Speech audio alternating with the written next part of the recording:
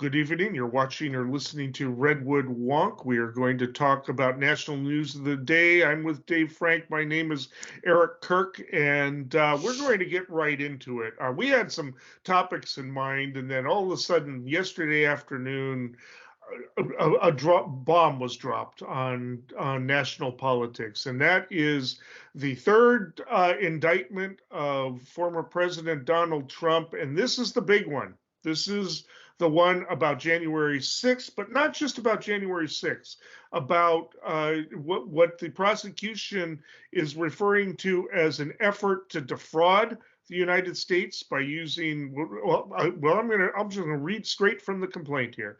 Paragraph 4, shortly after Election Day, defendant also pursued unlawful means of discounting legitimate votes and subverting the election results. He committed a conspiracy to defraud the United States by using dishonesty, fraud, and deceit to impair, obstruct, and defeat the lawful federal government function by which the results of the presidential election are collected, blah, blah, blah. B, a conspiracy to corruptly obstruct and impede the January 6th congressional proceeding, which collected the results of at which the collected results of the presidential election are counted and certified. And C, a conspiracy against the right to vote and have one's vote counted in violation of. And all three of them, and there's 4 counts, but all 3 of them of the different charges are cited by United States Code.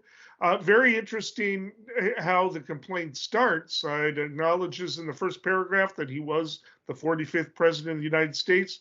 Then the very next sentence within the first paragraph, the defendant lost the 2020 presidential election. A key point in this,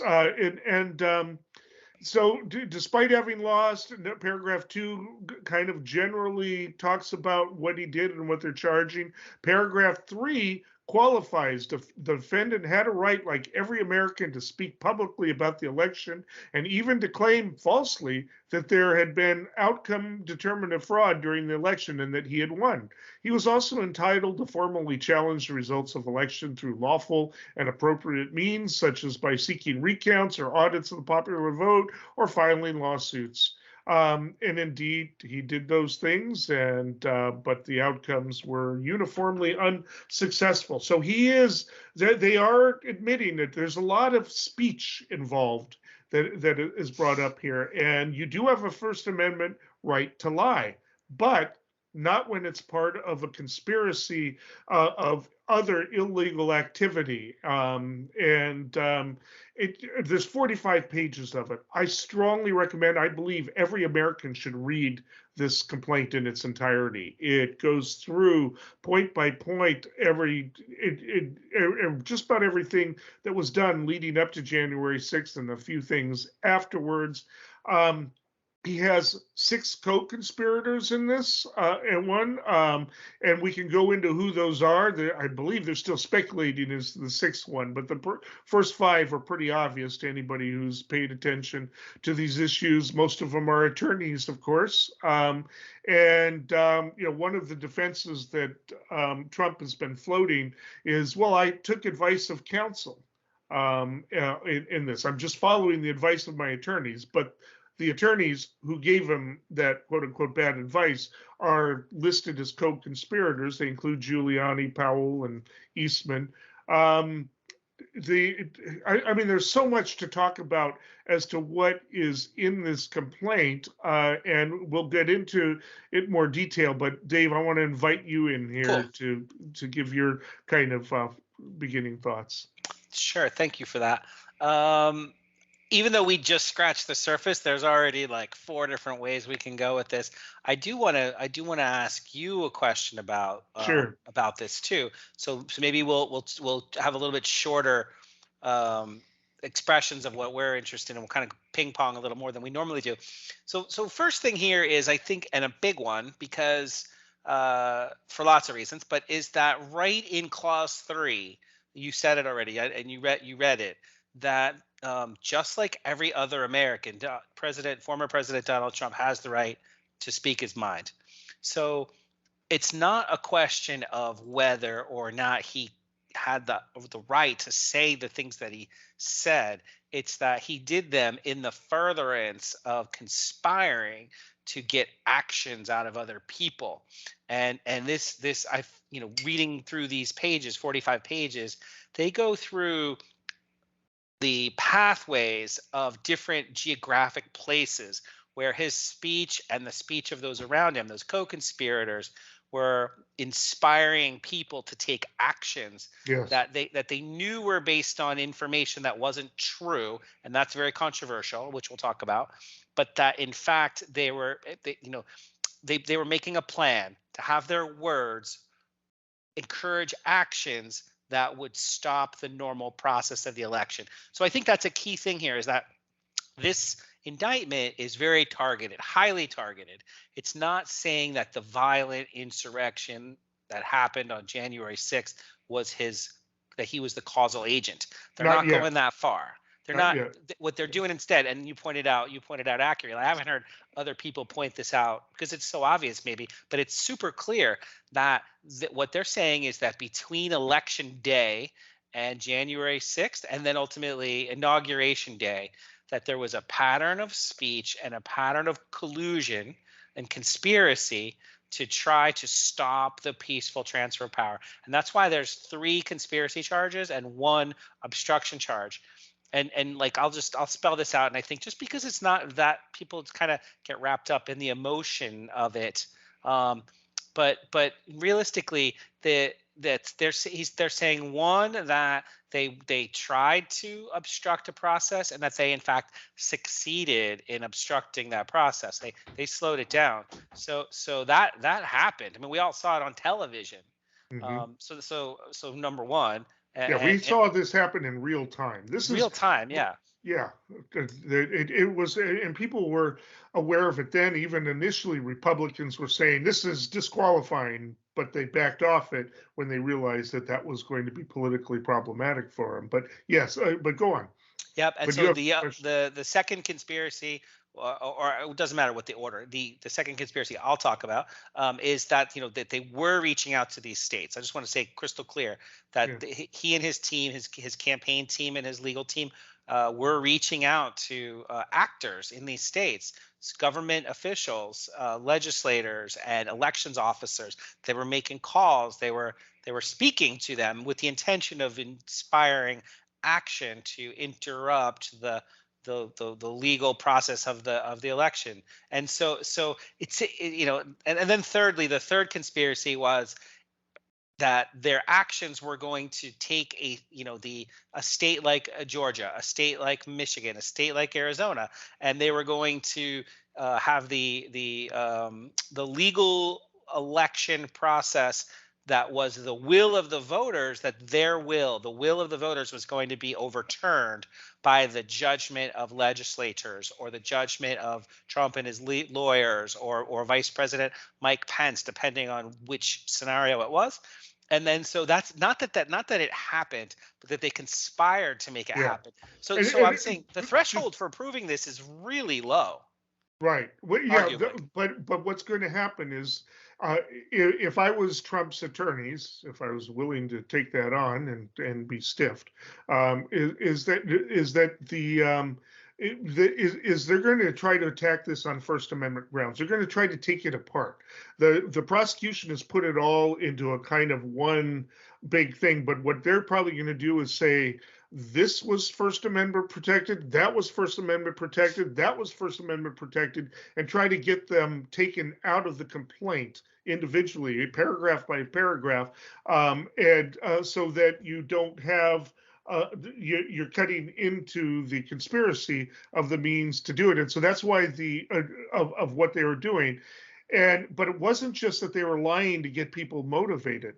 There are very specific actions that are alleged in here. They put together slates of false electors, and that's playing out. People in at least one state are being charged. In another state, the prosecution's talking to them about deals. A couple of them are admitting that they were part of an illegal project. They were like saying, "Well, how could it be fraud? We were open about what we were doing." Well, you were part of a grander conspiracy, and that's just the way it works.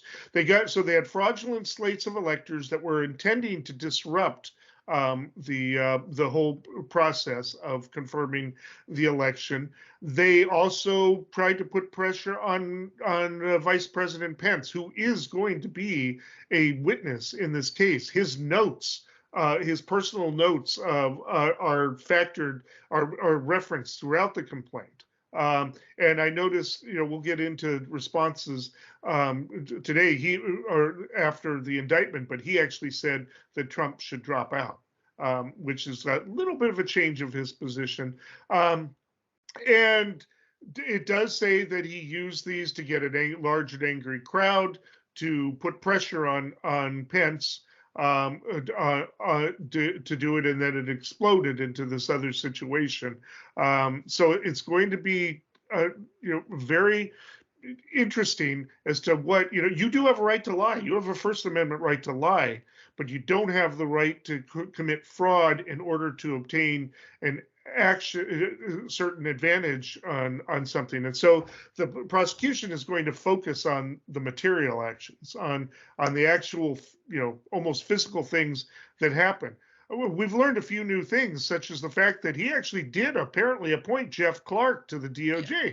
I mean, that to me is a surprise. I want to know what the process was. Did he then resign immediately, or how did he end up not becoming the head of the DOJ? He, of course, as we know, Trump backed off when there was a threatened mutiny and mass resignations from attorneys within the DOJ, because Jeff Clark has no experience. He's an environmental law attorney. He was just being there to be installed. And Clark made actually the suggestion that they use the military force to cite the I forget what it is, the Insurrection Act and the rest. Not that they actually took steps to do that, but that was his suggestion as the head of the DOJ. I mean, and then can I just interrupt for 1 second, if you don't mind? I mean, this is really exciting and historic, but you're going through this really fast. Yeah. So I think if we just take a breath for a sec, you were talking about Jeff Clark, and mm-hmm. So my question to you originally, before we dive into the specifics, and I know you covered a lot of it, but the idea of co-conspirators here. There's a line in there in the indictment that says Mr. Trump deliberately disregarded the truth and relentlessly disseminated them anyway at a prolific pace to make his knowingly false claims appear legitimate, create an intense national atmosphere of mistrust and anger, and erode public faith in the administration of the election. So they're going out there and they're saying there's this basically a grand conspiracy broken up into three conspiracies, three collusions of focus, but the co-conspirators, I think because you're an attorney, possibly you'll have a knowledgeable opinion on this, but of course it'll be knowledgeable, but I mean, insightful and helpful. The conspirators, just because you named Jeff Clark, but they're numbered in the indictment in the order at which they're giving a role in how things played out chronologically from election day through till after January 6th. And so Rudy Giuliani was a key point person. He's co-conspirator mm-hmm. one.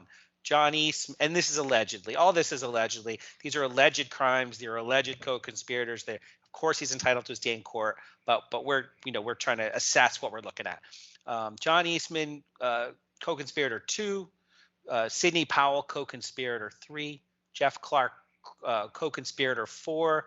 Kevin Chesborough, co-conspirator 5, and co-conspirator 6 is considered an unknown political consultant. But I heard earlier this morning that people believe it's Jason Miller. Oh, okay, all right. Yeah, and so I'd heard other theories, but because the role. Oh, sorry, go ahead. Sorry. No, that's fine. Because I mean, there's a few people missing from this list. General Flynn. Mark Meadows, who may be, for all we know, cooperating with the prosecution. We don't know. But I heard a couple of other names, but we might as well not speculate because the complaint doesn't name anybody. It's just that the first five are pretty obvious as to who they are. But one of the things that we need to also emphasize here is that the plan, what we know, was drafted up by John Eastman, an attorney, and it was to use the power of the Department of Justice to conduct sham investigations and to present the alternative, quote unquote, the fake jurors, pardon me, the fake, what do you call it? Electors, thank you, as a legitimate alternative, to also give Pence, the Vice President Pence, the sense that he had the authority to do something that was merely ceremonial and something that doesn't go beyond the Constitution. That even the ceremonial role isn't in the Constitution. So it's so there's a lot in there, and we do have a lot to cover, and if we're really going to try to explain this complex complaint, but it's not just right now Trump's people, including Giuliani, are saying is this is just about my free speech, about our free speech. We had the right to make these arguments, but it's in conjunction with other intended actions that are now have been confirmed by the January 6th committee, by Pence's notes, and possibly witnesses to be named, including those who are not named as, or who are not described as co-conspirators. And the question is whether or not charges will be filed against them, or some of them, or whether deals will be made. I mean, we've got so much in here to discuss. I do think that we're trying to explain this. It's a very complex lawsuit. It is the most important of all the charges yet. And I do believe that this is not going to be as easy to prosecute as the ones with the classified papers, because you just had to prove that he did it. He had them, and the obstruction seems to be pretty clear cut too. But this is a different kind of a thing. We're talking about conspiracy that failed, that didn't even get off the ground, that didn't even fly. But it's so important that a president, people with that much power, do not use the power of the state to do this. And so it's important that, yes, he knew he lied, because they've got all kinds of information about people, advisors, and attorneys who told him the truth, that there were no, that all these things going on in these states that they were alleging on television were not true. But this is going to be a tough prosecution, and but it may be that they have the goods. Yeah, I think that, like you said, it's complicated, but it did an extraordinary job of laying it out. So there's sections that are state by state. They list 7 states where fraudulent electors were concocted: Arizona, Georgia, Michigan, Nevada, New Mexico, Pennsylvania, Wisconsin. So those co-conspirators were involved in communications and planning in all those places. And form a similar form was used so that it's pretty clear that they can prove that there were these other electors that were developed. Relationships were made with a dozen or so people from each state, however that breaks out. And then, like you said, I think it's important to add on, before we get into sort of politically speaking, just a little bit more about this case, that the person who was co-conspirator, allegedly co-conspirator 5, Kevin Chesborough, what his role in this was, he prepared a step-by-step approach to how to for Vice President Pence to delegate control. If Vice President Pence wasn't going to be the one to intervene and get presented dueling slates of electors from the same state, one legitimate, one contrived, the goal was to have Mike Pence say, hey, there's a dispute here. First, they wanted him to accept the the other slate. But then they were saying, okay, well, if you're not going to accept that, then just say there's a dispute, and that way we can delay.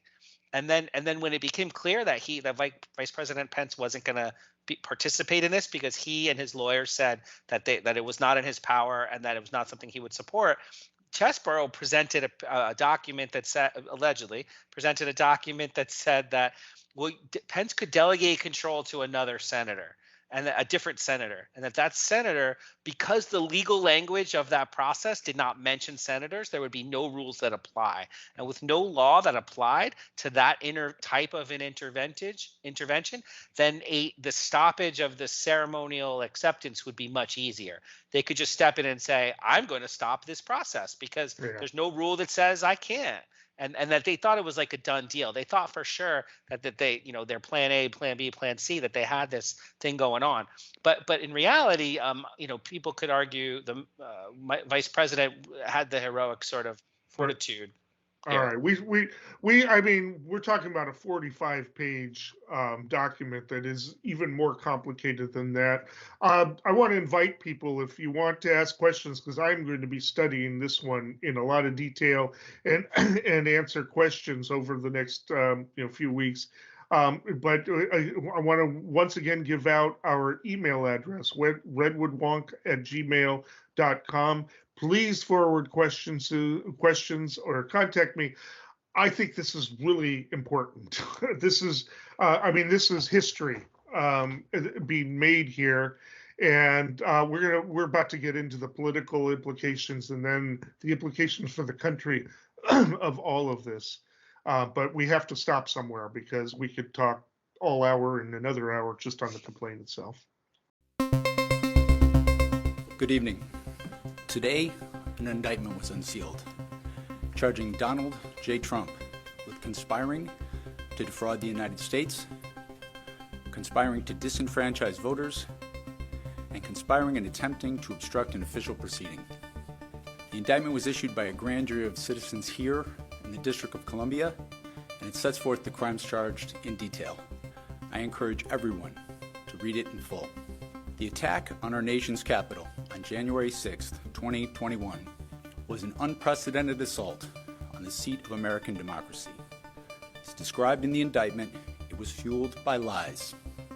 Lies by the defendant, targeted at obstructing a bedrock function of the U.S. government, the nation's process of collecting, counting, and certifying the results of the presidential election. All right, let's talk politics. Dave, how have other politicians responded to this? Well, yeah, interestingly, it's kind of broken down into two camps, I would say, as predictably as you can get within the Republican Party. There are very few people who are saying that this is. Firstly, everybody's acknowledging that this is one of the most historic legal cases in our lifetime. Yeah, although Tim Scott is saying it's a distraction from Hunter Biden, but other than that, right, yes. right. So yeah, that's kind of where I was going. Is that across the board, people realize how important it is.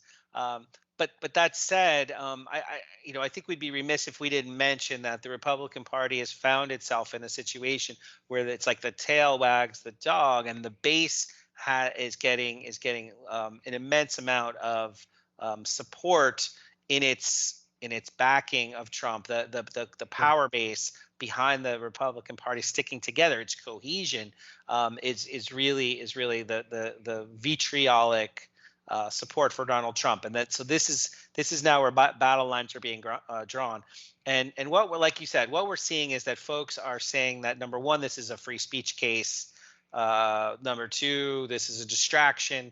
There are folks that are saying that actually we could go so far as to just say what's Trump himself saying.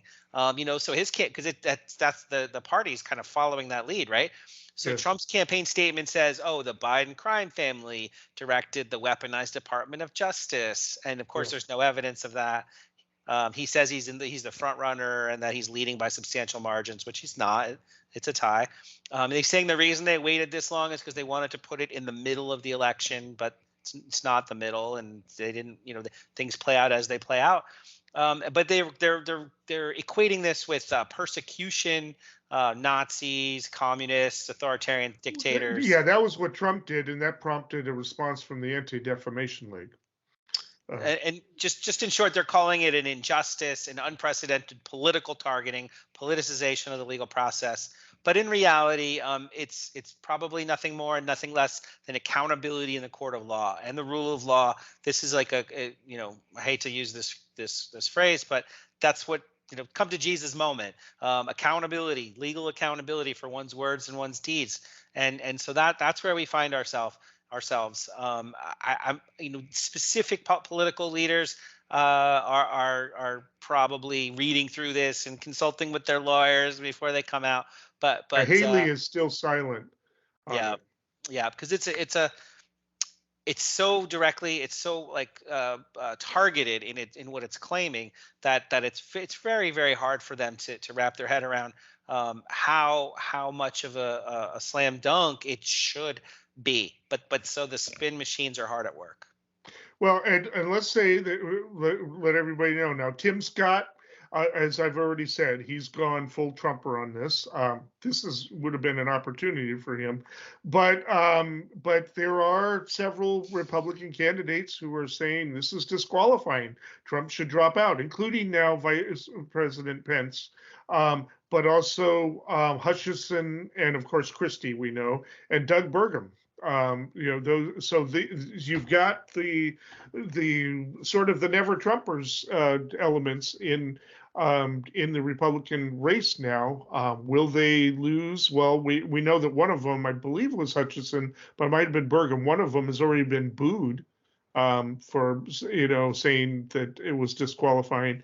But everybody else.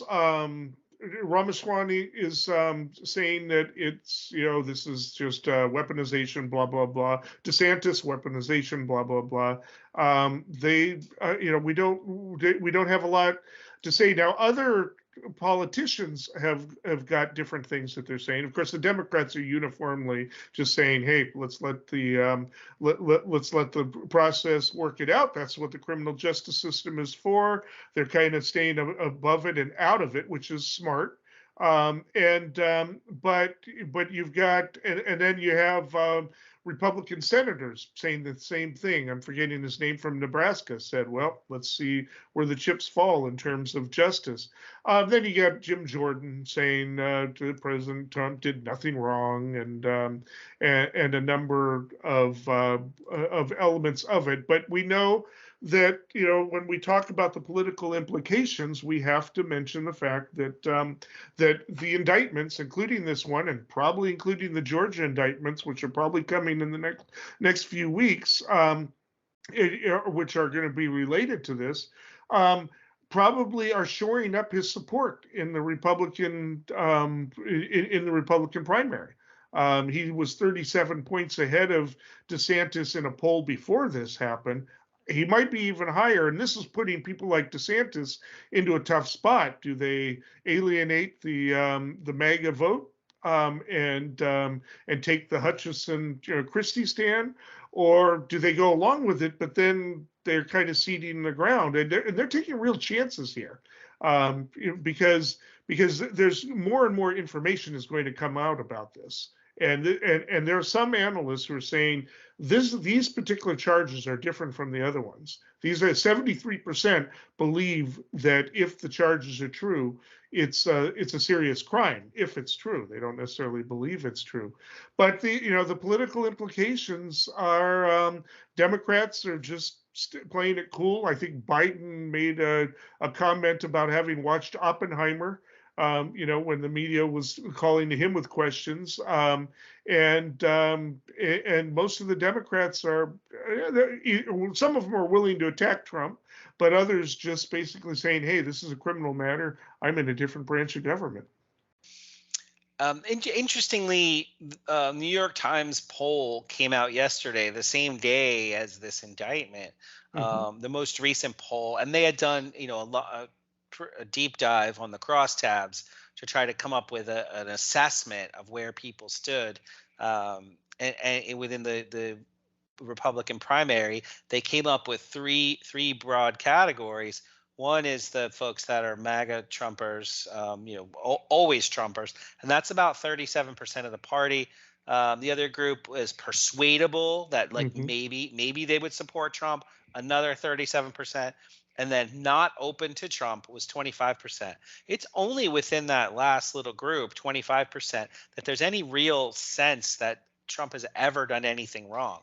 The number was 0% of the MAGAs. They found that none of the over 300 people, it was about 1,000 people, I think. None of Right. the about that 300 people, none of them thought he's ever done anything wrong. Yeah. So when you take those 37 and then you add, they did a breakout of that persuadable group. There was about 17% that said no, like there's no way he did anything wrong. So when you add that up, that's 54%.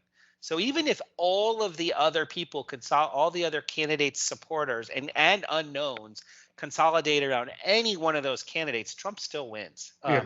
He's still ahead.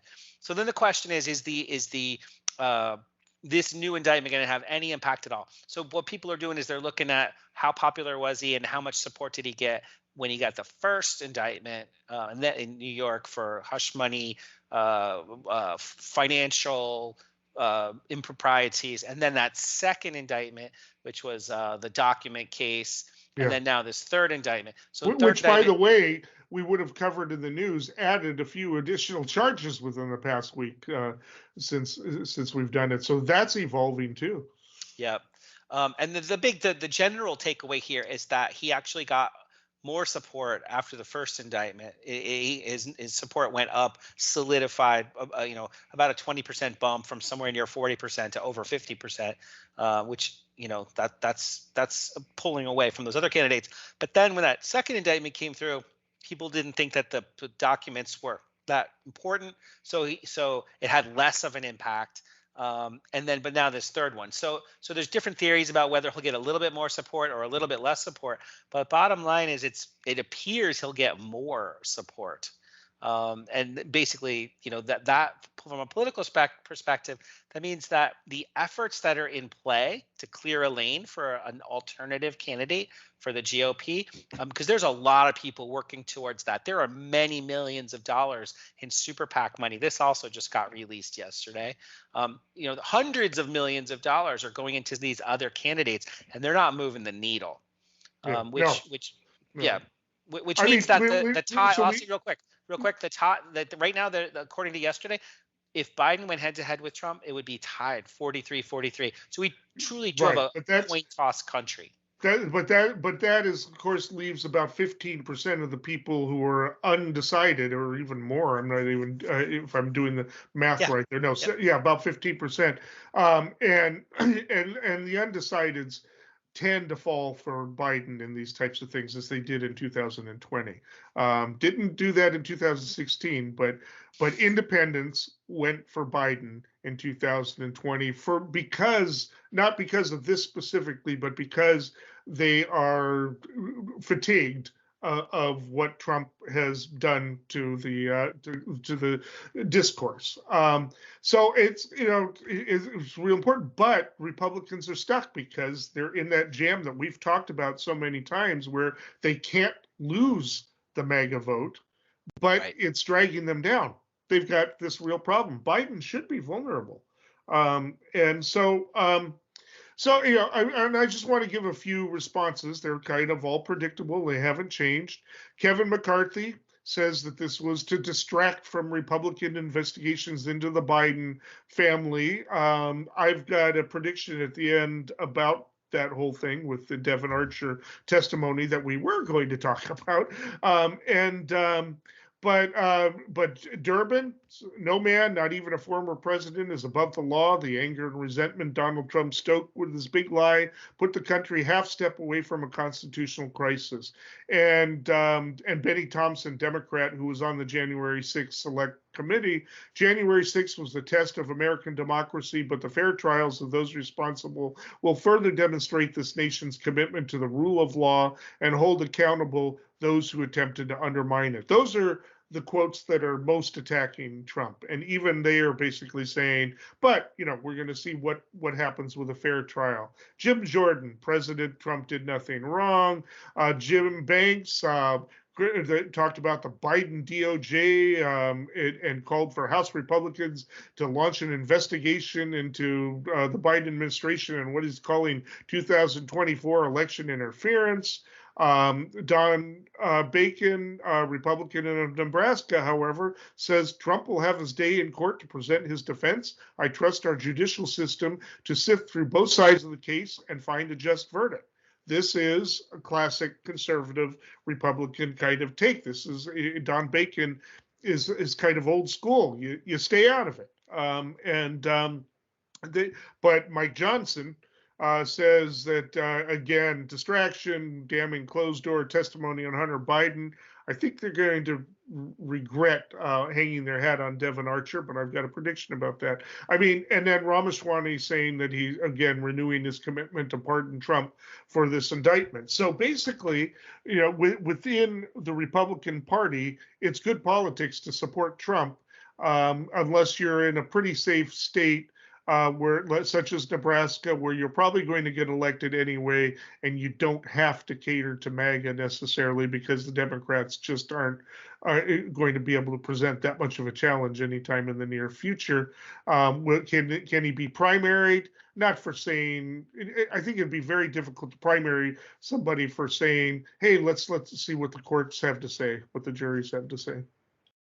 It's responsible. The responsible thing to do. I know we talked about possibly transitioning to a point where we're talking about sort of the broader implications for the country. Yeah. But I'll just add real briefly that you alluded to it earlier, so the question is, where supporting the idea that we're not going to let this play out in the courts, that we're going to prejudge the outcome of the case. The risk there is that as these details come out, and then as Right. it becomes part of, as people process them, then you're on the wrong side of history. So I'll leave that as a general statement. But the idea is that it's likely, I would say, that there's some damning evidence here, but it's unlikely that it will impact the base on time for an electoral impact.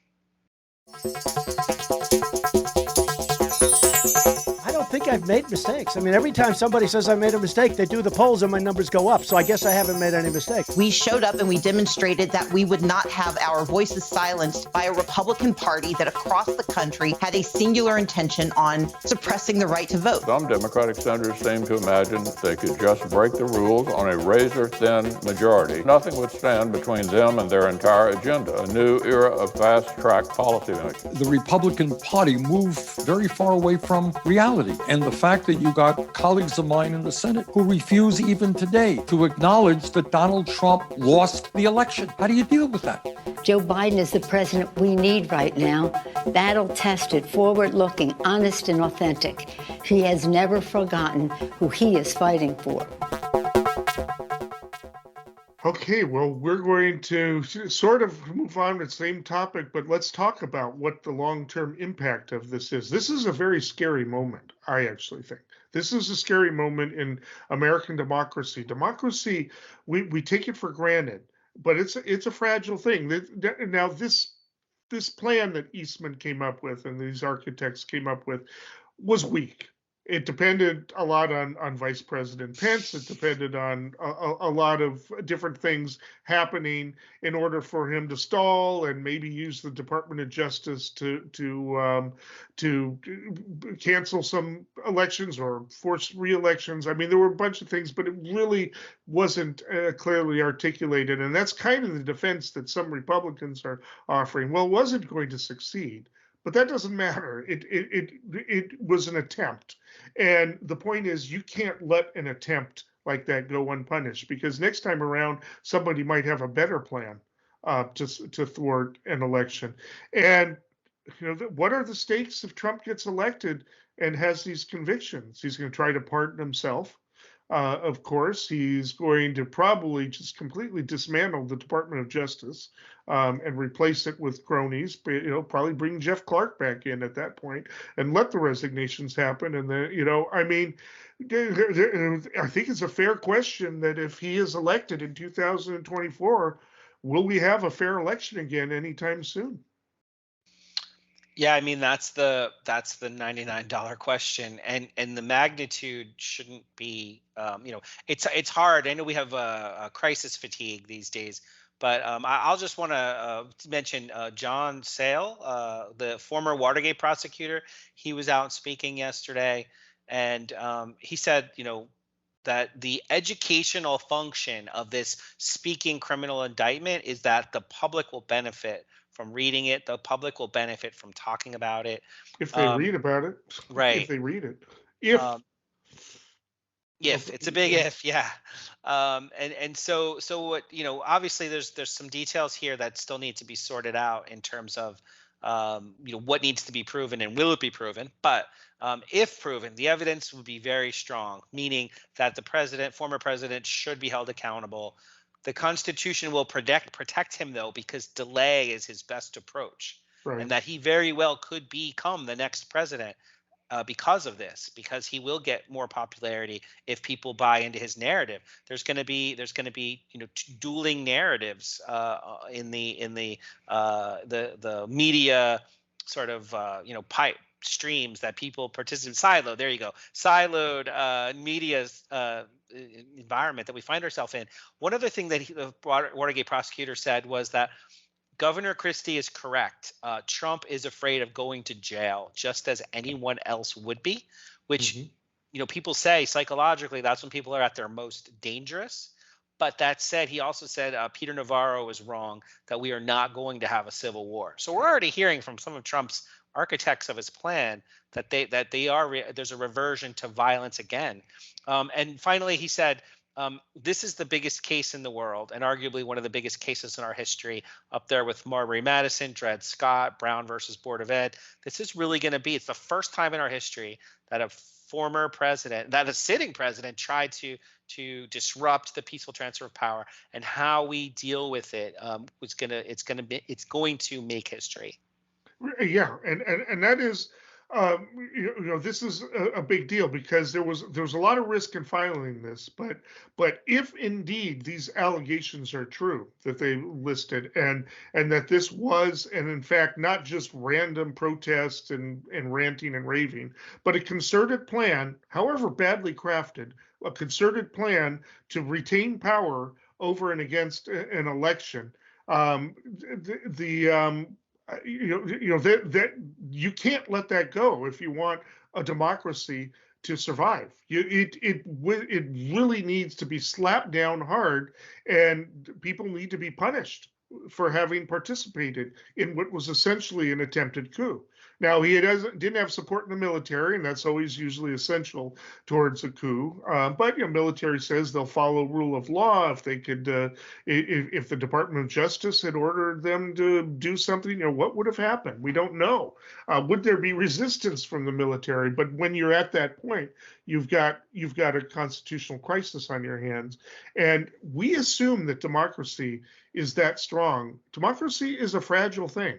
And we may be learning a lesson on that right now. Yes, we've had this system for 200 years over above on top of slavery and Western expansion that just completely destroyed entire societies and the rest, but it sort of did function as a republic in the way that it's supposed to on paper.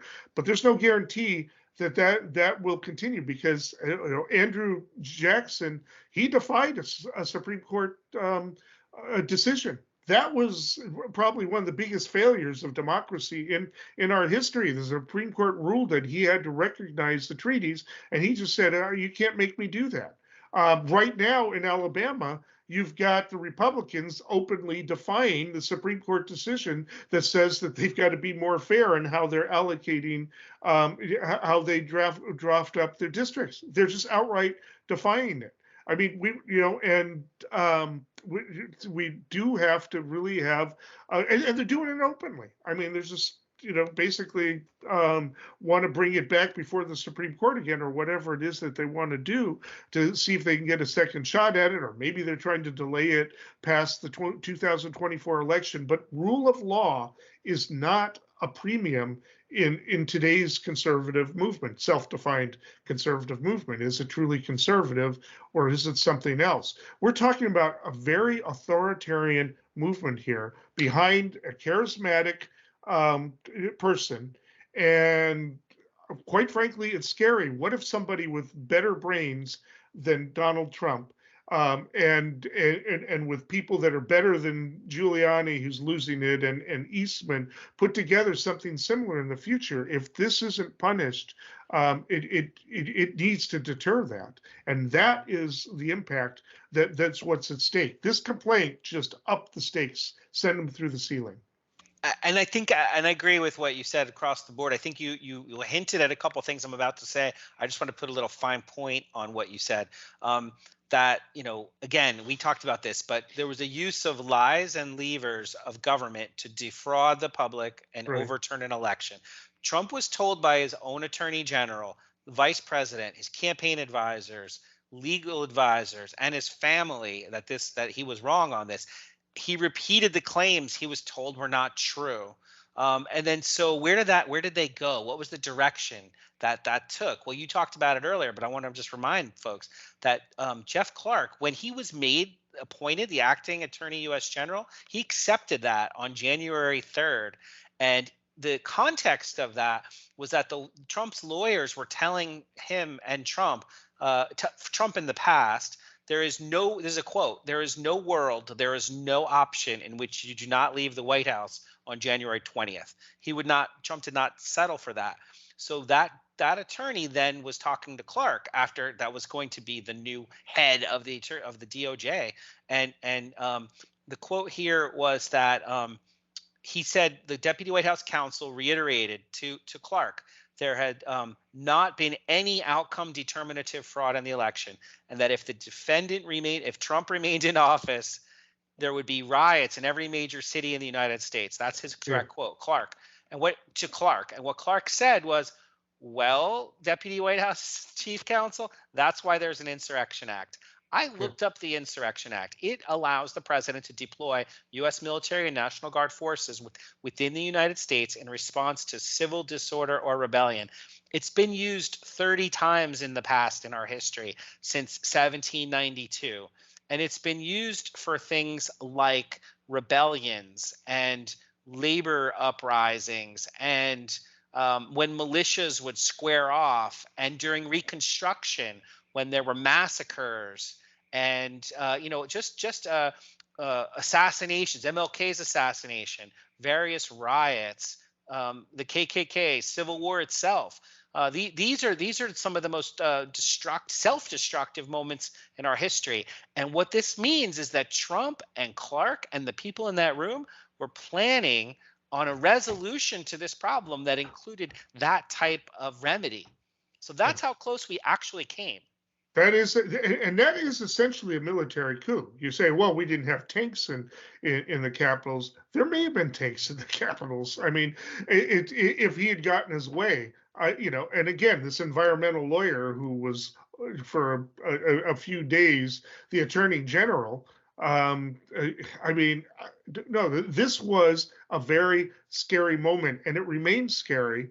We'll see how people are reacting. So far, they are just convinced that, well, Trump's lawyers are going to get it defeated. It's a First Amendment violation. Although you'll hear people say, "Oh, this is Biden jailing his opponents, just like Hitler and Stalin did," right? I mean, the stakes are high. This is huge, but there are so many people who, just like they wouldn't read the Mueller report and don't understand what was in that, are not going to read this.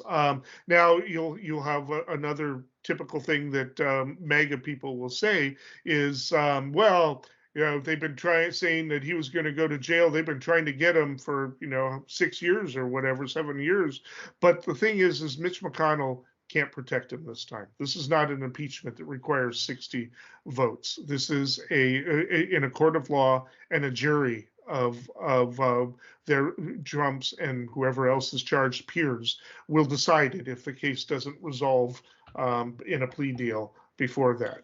You just read my mind. So I wanted to ask you, I know we're in the closing minutes. You mentioned that people didn't pay attention to like the Mueller report. And my thought was many people didn't pay attention to the January 6th committee. So Right. much of what the January 6th committee, the work that they did, the testimony and the depositions played out in this process, what we see in this indictment. So my question to you, I guess, here is, if it's the case that it's as strong of a case as it looks like it is there any incentive at all for Trump to plea bargain his way out of this?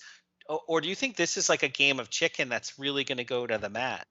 I don't know. I mean, he's fundraising off of the possibility that if you put all of the current charges together, that he's serving over 500 years or something like that. Will he get that nervous? Will he just flee the country? I don't know. I mean, this is where it's at. This guy could end up in jail for this. This is the most serious of the charges. This is basically sedition. I mean, maybe not the legal definition of it, but it's basically he's being charged with sedition. They just don't use that word in there, but that's what this is. And people need to understand that's the stakes are high. This is not a political game. Well, it is, but Yes. So let me ask you ahead. this follow-up. Some of the folks that were speaking last night, former prosecutors, et cetera, they were saying things like, well, there's going to be appeals. So even if you can fast track the case itself, the case might last for 4 years before it goes through the appeals to the Supreme Court, which implies that he could be convicted, but pending appeal leading into the general. I know we just were in our last final minute. We might have to talk about this another time, but any thoughts on that piece of it, the calendar? I mean, yeah, and then we'll get to test his theory that he can pardon himself if he's elected. I am fairly confident that he's not going to be elected, but I can't say that for sure. I would have said that in 2016, right? So, but if that happens, I don't know. I don't know the answer to your question. To be continued. To be continued. Eeny, meeny, chili beanie, the spirits are about to speak. Are they friendly spirits? Friendly? Just listen. All right, well, that brings us to our predictions. Dave, my prediction is not going to be about this, but go ahead, Dave. Okay, staying with the theme of the day, I'm going to assess what I think is the most likely outcome for Trump's candidacy at this point. First, regarding the Republican primary, based on the impact of past indictments on his support and favorability, and even though the recent indictment includes clear evidence that he knew he was not the legitimate winner of the 2020 election, I suspect there will be zero impact to his lock on the committed MAGA third of the party, very limited impact on the supportive middle third, and somewhat limited impact on the skeptical third. So with that in mind, I predict he will continue to be the front runner and ultimately win the GOP primary regardless of the fallout from the courtroom struggles. Now, any convictions will be provisional pending lengthy appeals process. So secondly, regarding the general election, none of these cases will be fully resolved before Election Day. We have every reason to believe that the fate of our evenly divided country will come down to both the parties' ability to turn out their bases. So although it's currently a toss-up between Biden and Trump, the marginal difference will come down to whether voters are discouraged or motivated. I predict that 15 months of relentless negative coverage of the details of Trump's election fraud conspiracy will tip the balance in favor of Biden's favor sufficiently for him to be reelected. I think I agree with that. I've got a much more mundane one. We did have a hearing on Monday behind closed doors. Devin Archer, former business associate of Hunter Biden, says basically there are 20 phone calls in which the businessman got to hear the president's or then vice president's voice. Vice president answered the call probably because it was his son. But he also made a comment that this was an illusion of influence, that he was selling an illusion of influence, which basically reinforces my idea that this whole thing was that Hunter Biden is a BS artist who was selling something he didn't have, and that was access to the vice president. Devin Archer, even it was supposed to be the Republican star witness. They're going to do some fundraising around it, but Devin Archer just killed any case of influence peddling on the part, and Republicans don't know it yet. Well, that ends this show. We'll be talking about these issues later, but until next time, stay informed and stay engaged.